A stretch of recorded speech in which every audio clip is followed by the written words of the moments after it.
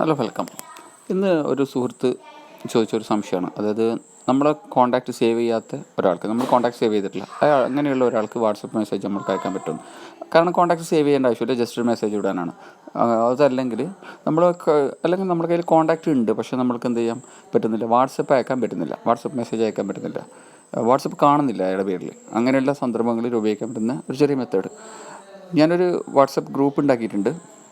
അതായത് ഞാനിവിടെ ഒരു ടെസ്റ്റ് എന്ന് പറഞ്ഞിട്ടൊരു ഗ്രൂപ്പ് ഉണ്ടാക്കിയിട്ടുണ്ട്.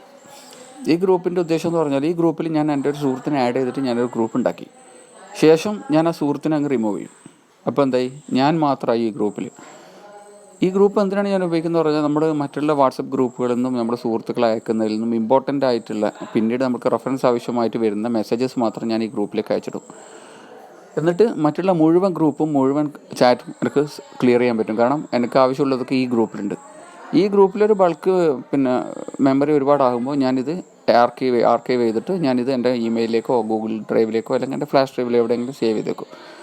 അങ്ങനെ ഉപയോഗിക്കുന്ന ഒരു ഗ്രൂപ്പാണിത്. അതായത് ജസ്റ്റ് പെട്ടെന്ന് എന്തെങ്കിലും നമുക്ക് നോട്ട് ചെയ്യാനോ, എന്തെങ്കിലും ഒരു വോയിസ് റെക്കോർഡ് ചെയ്യാനോ, ഒരാൾ നമ്മൾ മൊബൈൽ നമ്പർ പറയുന്നു, ഒരു പക്ഷേ ബസ്സിൽ യാത്ര ചെയ്യുമ്പോൾ നമ്മൾക്ക് ഒരാൾ ഒരു മൊബൈൽ നമ്പർ പറഞ്ഞുതരുമോ, എന്തെങ്കിലും കാര്യങ്ങൾ നമുക്ക് പറഞ്ഞുതരാണ്, നമുക്ക് എഴുതിയെടുക്കാൻ പറ്റുന്നില്ലെങ്കിൽ ജസ്റ്റ് ഈ ഗ്രൂപ്പ് ഓണാക്കും, ഞാൻ ഇതിൽ വോയിസ് റെക്കോർഡ് ചെയ്യും, വോയിസ് പറയും, റെക്കോർഡ് ചെയ്ത് അതിലേക്ക് വിടും. അപ്പോൾ വോയിസ് നോട്ടായിട്ട് അവിടെ സേവ് ആവും.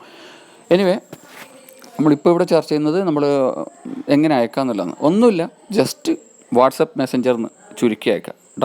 WhatsApp.messenger എന്നിട്ട് WME എന്ന് ടൈപ്പ് ചെയ്യുക, സ്ലാഷ് അടിക്കുക.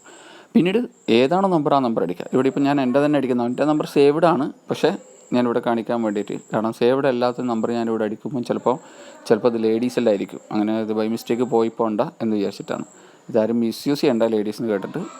104624 ഈ നമ്പറിലേക്ക് ഇത് ഞാൻ എൻ്റെ ഗ്രൂപ്പിലേക്ക് ഞാനിട്ടു. കാരണം എൻ്റെ ഈ ഗ്രൂപ്പിൽ ആവശ്യമില്ലാത്തതാണ്, ഞാൻ ഇത് ഡിലീറ്റ് ചെയ്താൽ പ്രശ്നമില്ല. പക്ഷേ ഈ ലിങ്ക് ഞാൻ ക്ലിക്ക് ചെയ്യുക. ഇങ്ങനെ ടൈപ്പ് ചെയ്ത ശേഷം നമ്മൾ ഈ ലിങ്കിലേക്ക് ക്ലിക്ക് ചെയ്യുക. ക്ലിക്ക് ചെയ്യുന്നതോടുകൂടി വാട്സപ്പ് മെസ്സഞ്ചർ നമുക്കിവിടെ വാട്സപ്പ് മെസ്സേജ് അയക്കാം. സേവ് ചെയ്യേണ്ട ആവശ്യമില്ല. ഇത് സേവ് ചെയ്തിട്ട് ഉള്ള കോൺടാക്റ്റാണ്, പക്ഷേ സേവ് ചെയ്യാത്തതിലേക്കും ഇതേപോലെ പോകും. ഇത് വളരെ ഈസി ആയിട്ടുള്ളൊരു മെത്തേഡാണ്. പലർക്കും അറിയുന്ന മെത്തേഡാണ്. ഇനി നിങ്ങൾക്ക് അറിയാത്തത് കൊണ്ട് പുതിയതായിട്ടൊരു അറിവാണെങ്കിൽ, നിങ്ങൾക്ക് ഉപകാരപ്രദമായിട്ടുണ്ടെങ്കിൽ ലൈക്ക് ചെയ്യുക, ഈ ചാനൽ സബ്സ്ക്രൈബ് ചെയ്യുക. Thank you.